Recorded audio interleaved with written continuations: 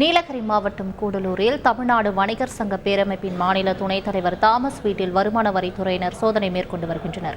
இதுகுறித்த கூடுதல் தகவல்களை எமது செய்தியாளர் சுரேஷிடம் கேட்கலாம். சுரேஷ், வணக்கம். வருமான வரித்துறையினர் சோதனை மேற்கொள்வதற்கான காரணம் என்ன? கூடுதல் விவரம்.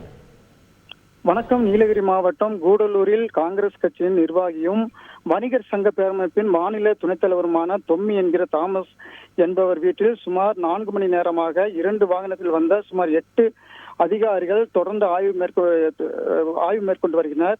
இவர் கட்சி பதவி மட்டுமின்றி கூடலூர் நகரில் வீடுகள் மற்றும் கட்டுமான பொருட்கள் விற்கக்கூடிய வணிக நிறுவனங்கள் முன்னாள் ஸ்ரீகாலை ஊராட்சியின் தலைவராகவும் உள்ளார்.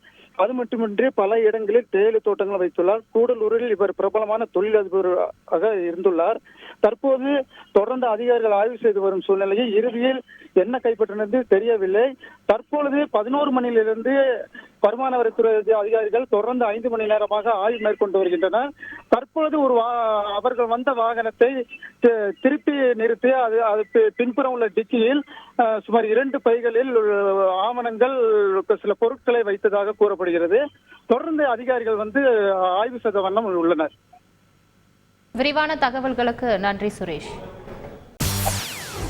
செய்திகளை உடனுக்குடன் தெரிந்து கொள்ள உடனே சப்ஸ்கிரைப் பண்ணுங்க.